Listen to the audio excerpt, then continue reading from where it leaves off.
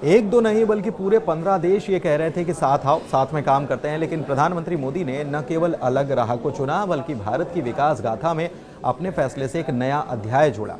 कैसे, आपको हम बता रहे हैं। नमस्कार, मैं हूं पुनीत मिश्रा और आज मैं आपको एक ऐसे फैसले और उसके नतीजे के बारे में बताने जा रहा हूं जिससे कि भारत की अर्थव्यवस्था को न केवल पंख लगे हैं बल्कि एमएसएमई सेक्टर को भी अच्छा खासा बूम मिला।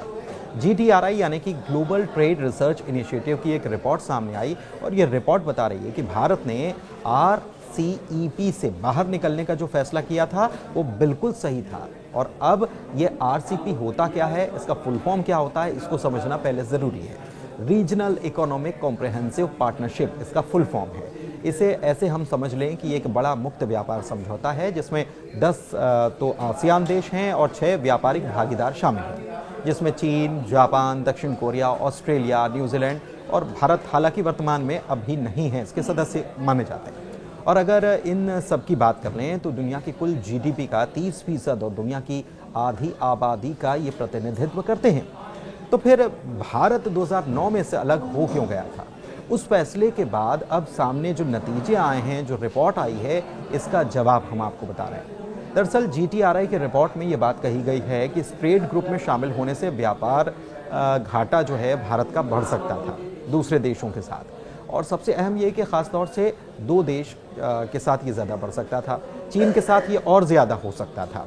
इसका नतीजा ये होता कि देश के उद्योगों, खासकर छोटे और MSME या मध्यम उद्योग जो हैं, इनको इससे नुकसान की आशंका थी। GTRI की रिपोर्ट में ये बताया गया कि भारत के व्यापार और ढांचागत चुनौतियों के कारण उसे RCEP में शामिल नहीं होना चाहिए। रिपोर्ट में कई मुद्दों पर इसके कारण समेत इसे बताया गया है। दरअसल FTA यानी कि फॉरेन ट्रेड एग्रीमेंट के बाद से आसियान, दक्षिण कोरिया और जापान के साथ भारत का व्यापार घाटा काफ़ी बढ़ गया है। 2007 से लेकर 9 और 2020 से लेकर 22 के बीच आसियान के साथ ये 302.9%, दक्षिण कोरिया के साथ 164.1% और जापान के साथ 138.2% बढ़ा है। इसके अलावा वित्त वर्ष 2023-24 में चीन के साथ भी भारत का व्यापारिक घाटा $85 अरब रहा। और इस रिपोर्ट में ये आशंका जताई गई कि अगर भारत RCEP में रहता तो इससे स्थिति और भी ज़्यादा बिगड़ जाती।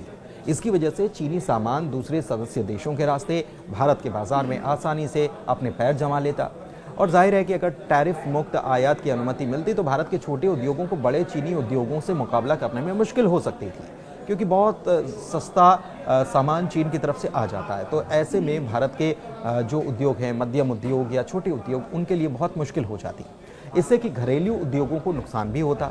वैसे भी RCEP में होने ना होने की अगर जहाँ तक बात है तो भारत का पहले से ही RCEP के 15 में से 13 देश ऐसे हैं जिनके साथ फॉरेन ट्रेड एग्रीमेंट है, न्यूजीलैंड और चीन को छोड़ करके। तो ऐसे में रिपोर्ट ये बता रही है कि अगर भारत RCEP में रहता तो भी इससे निर्यात के अवसर बहुत कम मिलते, क्योंकि बीते 5 सालों में चीन को भारतीय निर्यात में काफ़ी गिरावट देखी गई है।